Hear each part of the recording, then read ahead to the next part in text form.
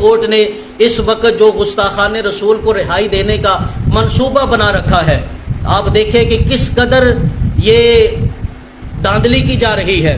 پھر لوگ کہتے ہیں کہ جناب یہ مولوی جذباتی ہو جاتے ہیں۔ خدا کی عزت کی قسم، میں آپ کو قرون اولیٰ سے لے کر آج تک کی بات ضمانت کے ساتھ کہہ رہا ہوں، ناموس رسالت پر ابھی تم نے ہمارے جذبات دیکھے ہی نہیں ہیں۔ ناموس رسالت پر ابھی تم نے ہمارے جذبات دیکھے ہی نہیں ہیں۔ ہم نے تو جذبات پہ بڑا قابو کر رکھا ہے۔ تم نے سی سی ڈی آج بنائی ہے۔ گستاخ رسول ایسا مجرم ہے، اس کے لیے پوری امت کو سی سی ڈی میرے رسول نے بنایا تھا۔ ہم نے جذبات کو قابو میں رکھا۔ ہم نے کہا نہ ماورائے عدالت قتل نہ کرنا۔ ہم نے روکا اپنی قوم کو، ہم نے پڑھایا اپنی قوم کو۔ میرے محبوب نے تو واضح فرما دیا تھا گستاخ رسول کی سزا سرطن سے جدا ہے۔ حضرت عمر ماورائے عدالت قتل کر کے آئے، قانون تو اس وقت بن گیا تھا، پوری امت سی سی ڈی اس وقت بن گئی تھی کہ چاہو قتل کر دو جو گستاخ رسول ہے، لیکن ہم نے جذبات پہ قابو کیا۔ ہم نے کہا نہیں، ہم نے ملک چلانے ہیں، ہم نے دوسری ریاستوں سے اپنے تعلق کو بحال رکھنا ہے، ہمیں تو مجرم کیفر کردار تک پہنچنا چاہیے۔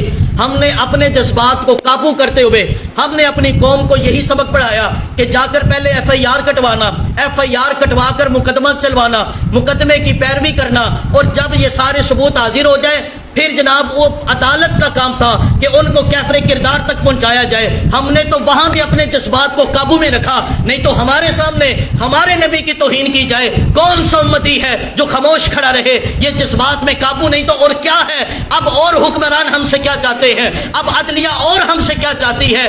41 پیشیاں جس جج نے گستاخ رسول کے وکیلوں کی سنی، اور اس نے دوسری پیشی پہ مسلمانوں کو، علماء اہل سنت کو، تحریک لبیک کے علماء اور وکلاء کو یہ کہہ دیا کہ بھائی تمہیں آنے کی ضرورت نہیں، ویڈیو بھیج دیا کرو، ویڈیو کے ذریعے ہم تمہیں جواب دے دیں گے۔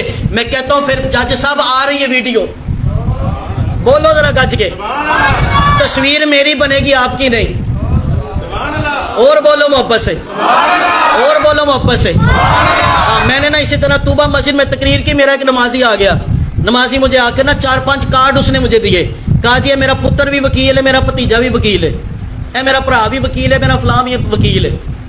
وہ کارڈ ابھی بھی میرے پاس پڑے ہیں۔ اس نے مجھے کہا قاری صاحب آپ اس طرح بولتے ہیں، اگر کوئی مسئلہ بنا تو ہم سے رابطہ کر لینا۔ میں نے کہا حضرت صاحب ہم تقریر اپنی جان بچانے کے لیے نہیں کرتے، ہم تو اپنا ایمان بچانے کے لیے کرتے ہیں۔ وہ جج اور جتنے بھی عدالتوں کے اندر اس وقت مسلمان جج بیٹھے ہیں، میں سوشل میڈیا کے ذریعے ان سے گزارش کروں گا کہ اس جج کو پکڑا جائے جس نے یہ گستاخوں کا اعلی کار بن رہا ہے، نظام کو خراب کر رہا ہے۔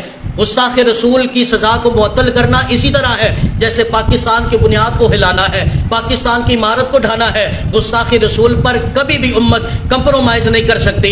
اس واسطے عدالتیں بھی ہوش کا ناخن لیں، حکومتیں بھی اور سیکیورٹی ادارے بھی۔ یاد رکھنا اگر کوئی کہتا ہے کہ جناب یہ جج ہے، فلاں ادارے ہیں، ان کی عزت کی جائے، ہم نے تو بس قرآن کو ماننا ہے، اور قرآن کو اس طرح ماننا ہے جو قرآن سے ٹکرائے گا وہ پاش ہو جائے گا۔ اور ہمارا قرآن کہتا ہے وَلِلَّهِ الْعِزَّةُ وَلِرَسُولِهِ وَلِلْمُؤْمِنِينَ، عزت بس اللہ کی ہے، اللہ کے رسول کی ہے اور مومنین کی ہے۔ اور اللہ کا قرآن کہتا ہے فَلَا وَرَبِّكَ لَا يُؤْمِنُونَ حَتَّى يُحَكِّمُوكَ فِيمَا شَجَرَ بَيْنَهُمْ، فرمایا وہ بندہ مومن نہیں ہو سکتا جب تک محبوب کے فیصلوں کو نہ مانے۔ اور میرے محبوب نے 1400 سال پہلے فیصلہ کر دیا تھا من سب نبیا فاقتلوہ، من سب نبیا، میرے نبی نے فیصلہ کر دیا۔ اب جو اس فیصلے کو نہیں مانتا وہ مومن نہیں، جو مومن نہیں اس کی پھر عزت نہیں، وہ جج ہو یا کسی بھی کرسی پہ بیٹھا ہو، ہم عزت اسی کی کرتے ہیں جو ہمارے نبی کی عزت کرتا ہے۔ اس لیے ہوش کے ناخن لیں، ہم کسی وردی کی عزت نہیں کریں گے۔ آج لوگ عجیب ہیں، گستاخی رسول کے مسئلے پر کہتے ہیں جناب 40 بندے آ کر گواہی دیتے ہیں، ویڈیو موجود ہے، جج کہتا ہے جی گواہ نہیں، جج کہتا ہے جناب دلیل نہیں۔ میں کہتا ہوں تمہارے کیمرے کی آنکھ فیض آباد دھرنے میں پہنچنے والے بندے کو تو تلاش کر لیتی ہے، تمہاری آنکھ یہ تو تلاش کر لیتی ہے کہ روڈ پہ کون نکلا ہے، تمہاری آنکھ یہ تو تلاش کر لیتی ہے 9 مئی کے معاملے میں کون ملوث تھا، لیکن تمہاری آنکھ یہ کیوں نہیں تلاش کر لیتی کہ کس نے گستاخی کی ہے، کیوں ان کو چھٹی دی جا رہی ہے۔